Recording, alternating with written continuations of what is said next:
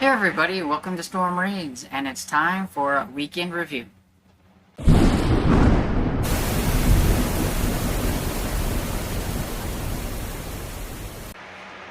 So hey everybody, it's time for the weekend review where I talk about everything that I did like entertainment-wise in the week of the 7th through the 13th. So I always do mine from Sunday to Saturday.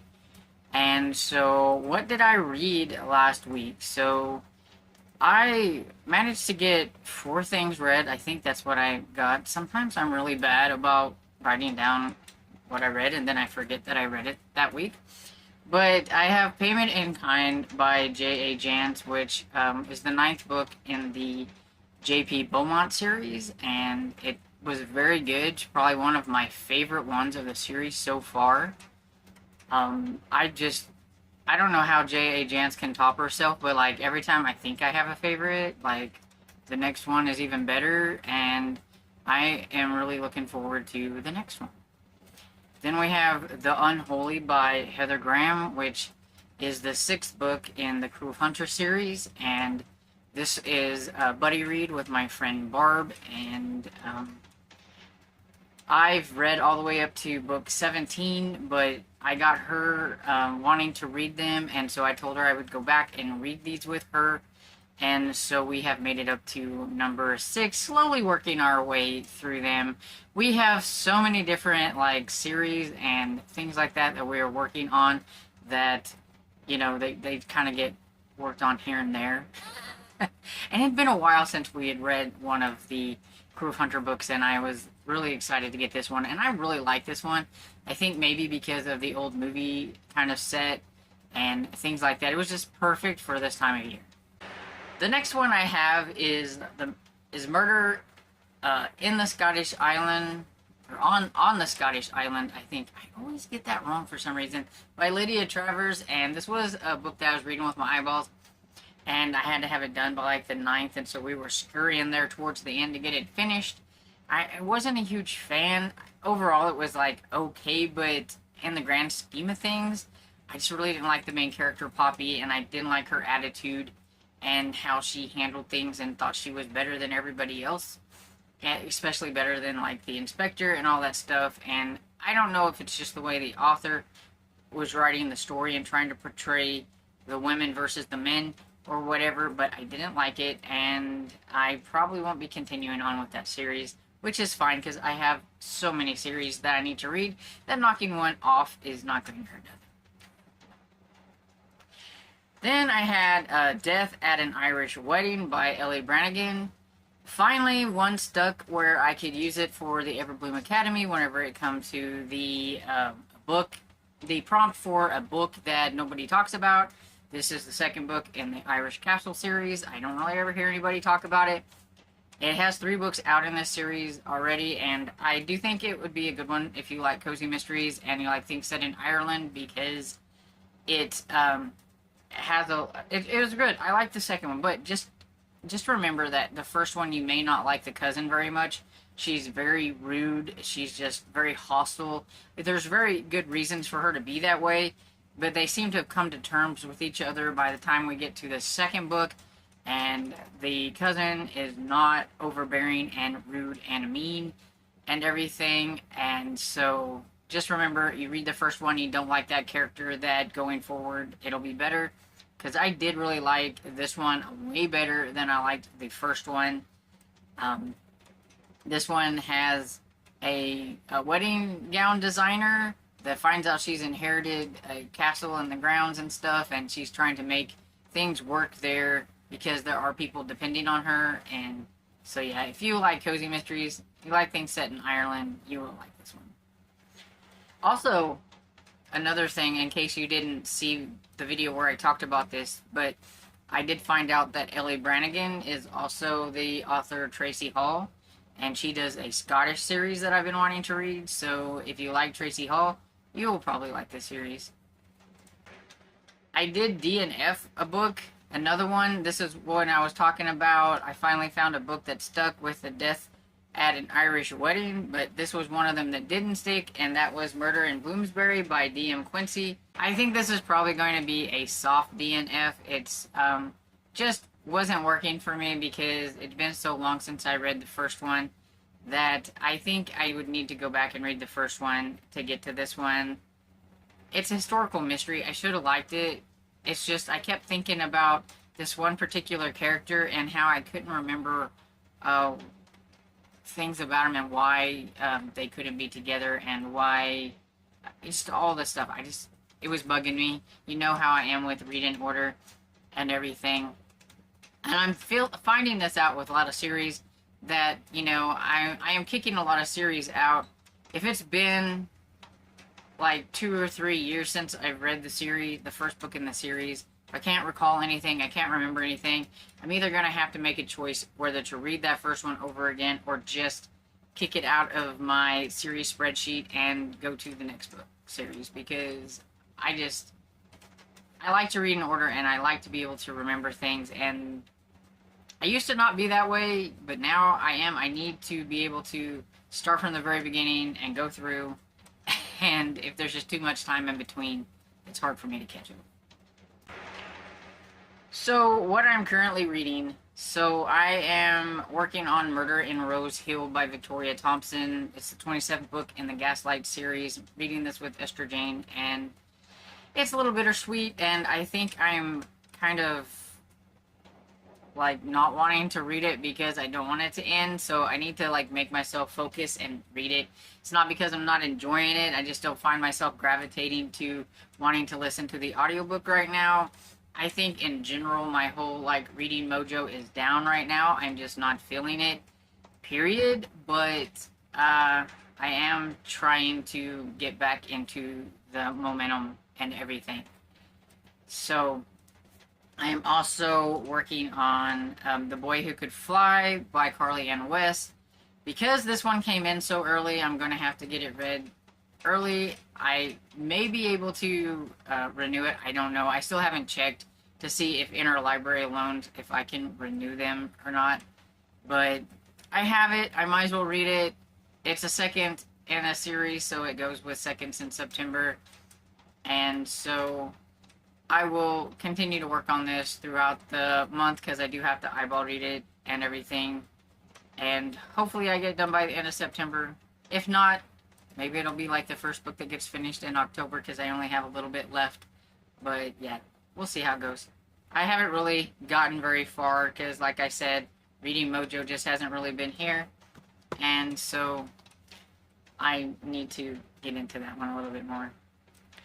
Also, with my eyeballs, I need to work on because I have to have this one done before this one. And that is A Very Bookish Murder by Dee McDonald, I think is her name. It doesn't escape to me, but I'm pretty sure that is who it is. And this one I've been working on for a while, but I need to have it done by the 18th, so it will have priority over a lot of other things that I'm reading. And I think I'm like a little over halfway through it.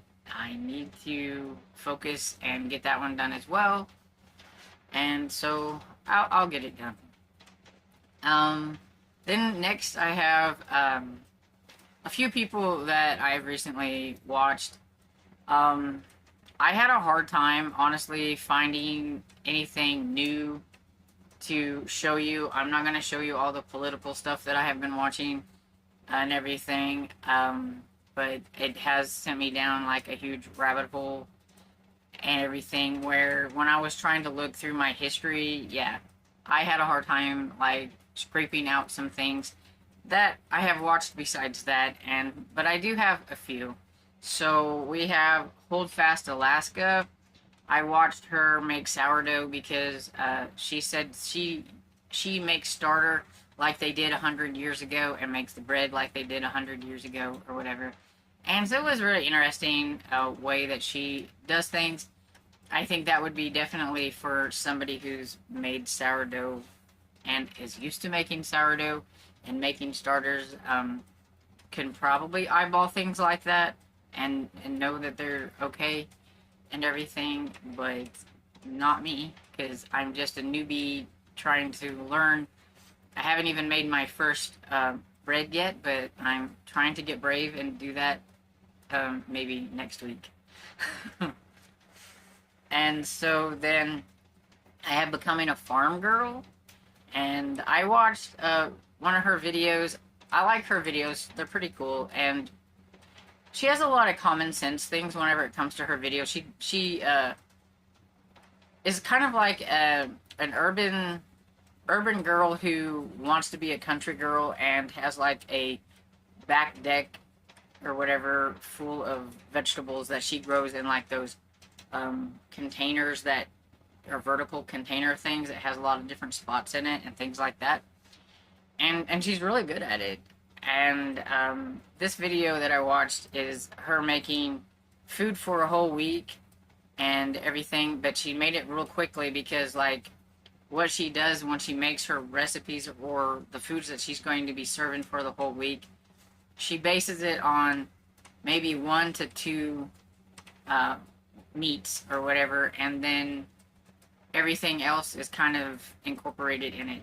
And so maybe she makes rice and she has more than one rice dish, so she makes enough rice that's going to go through them, and she's going to figure out how to make.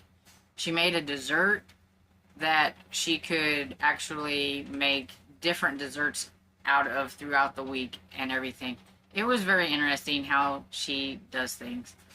And then I have Mr. Mom 713. I think it is 713. And he was showing some videos on easy high protein meals. I've been watching some of his protein meals and things like that. And a lot of his meals are very simple and everything, but you can get your protein in. And so I've been like watching some of his and liking them. So a couple of booktubers, like actual booktubers, like I'm kind of coming to a place where I'm either going to need to expand and watch new people, or I'm going to start repeating people that I watch. I don't know if you care if I repeat people or not. And like this first one, I don't even know if I've talked about her before. I should have if I haven't. But this is Chloe from Always Booked, and she had a huge middle grade book haul and that I watched, and it was a lot of fun because, you know, I like middle grade. And then this one is a new to me one. Ben Reads Good. He did a video about book hauls and are they really that bad?